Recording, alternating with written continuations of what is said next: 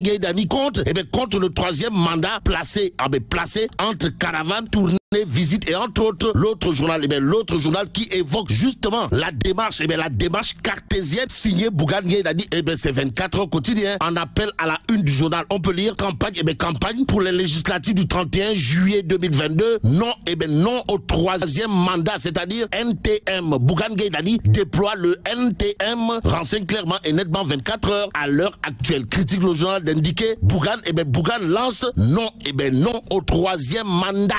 Box semble indiquer direct news à ce sujet. En tout cas, le journal piloté par Pape Diogo Ifaye ou le Lion de Guécor de l'enseigner battre campagne pour les législatives 2022. Bougane Gueye Dany entre en action. En action ce lundi, l'exclusif pour ça par révèle législative 2022. Bougane Gueye Dany entre en action avec le NTM, c'est-à-dire non au troisième mandat. Que retenir d'autres autour justement de la démarche signée Bougane Gueye Dany, sinon ce que nous livre l'info, le journal de révéler, éliminé des législatives. Bougane Gueye Dany entre en campagne pour une victoire de l'opposition. Bon, restons avec l'info quotidien qui au chapitre de la violence électorale à Thiès nous livre Yewwi Askan Wi s'entre-déchire. Vous le décodez? Wallahi talahi. Bon, voulant prendre la tête de peloton de la caravane de Yewwi en sa qualité de maire de la ville de Thiès, le docteur Babacar Diop et 4 de ses proches qui annoncent aujourd'hui une plainte ont eu des blessures légères alors que sa voiture s'est retrouvée avec la pare-brise cassée et les pneus troués. D'où notre intérêt de prendre tribune ce matin. Le journal du groupe des médias en tout cas de révéler que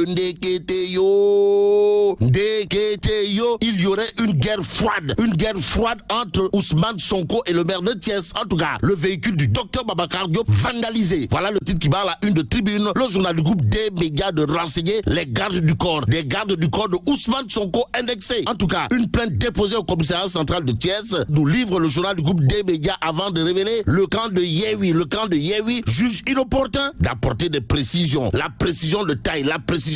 Le tribune quotidien gravite autour de la campagne électorale du côté de Matam. Et là, ça ne sent pas bon. Alors là, pas du tout bon. Du tout bon pour le griot de Macky Sall. En tout cas, le griot de Macky Sall perd du terrain à Matam. Voilà ce que nous livre Tribune, le journal du groupe des médias de nous livrer Matam tourne le dos à Farba Ngom à cause de ces phrases qui est entre autres Ndiombe, pour ne pas dire Ndiakoum. Et pendant ce temps, Walf Quotidien, toujours au chapitre des législatives, révèle Mimi, la dernière cartouche à la question de savoir pourquoi Mimi Touré, c'est comme qui dirait le Sani Tachou. Aux législatives, Walf Quotidien pour l'instant renseigne que celui qui sort des missiles Scud et des Tomahawk, pour ne pas dire des Punkalima Mumbolde contre Nyangal National, comprenez Macky Sall, c'est Serigne Sam Lahazamba qui tire sur le pouvoir. En tout cas, impunité, arrogance, justice à deux vitesses sont les trois grands mots du régime de Macky Sall selon un ancien compagnon du défunt Mola de Kharial. De qui s'agit-il, de Serigne Sam Lahazamba qui, dans Walf Quotidien, a peint un tableau sombre pouvant conduire le Sénégal vers des lendemains incertains. Et là, le problème du Sénégal, selon Serigne Sam Lahazamba, dans, bien entendu, Walf Quotidien, c'est Nyangal National. Actualité nationale toujours autour de la campagne électorale pour les législatives avec Direct News. Le journal est en entretien exclusif avec Lamine Thiam, mandataire de la coalition Walou, qui dit Maître Abdoulaye Wade, comprenez le Gorgui national, international, universel, mondial, sera là bientôt. Vous le déconnez? Wallahi talahi. En tout cas, Gorgui en campagne pour les législatives, ils sont tout tentés de dire, et ce que dit à haute et intelligible voix Lamine Thiam, mandataire de la coalition Walou, dans Direct News, porte sur un fait, à savoir, notre leader Karim Meïssa Wade est en exil, mais il veille et travaille avec nous chaque instant. Alain révèle que le PDS a imprimé dans le mandat des Sénégalais la possibilité d'opérer à des changements par la démocratie, et nous nous battrons pour que cela continue. Dixit Lamine Thiam dans Direct News ce matin. Ce matin, il convenait de souligner, d'après l'homme, l'accord Walou-Yewwi ne vient pas des responsables au plus haut niveau, ce sont les populations qui nous ont enjoint de nous unir. Unis pour la victoire, Cheikh Oumar Al-Foutiou et Abdoulaye Daouda Diallo le sont. Au regard du titre de l'exclusif, le journal, en tout cas au chapitre de la démonstration de force lors du meeting départemental de Benno Bokk Yakaar à Podor et à Diom, nous révèle le duo ADD, COH casse,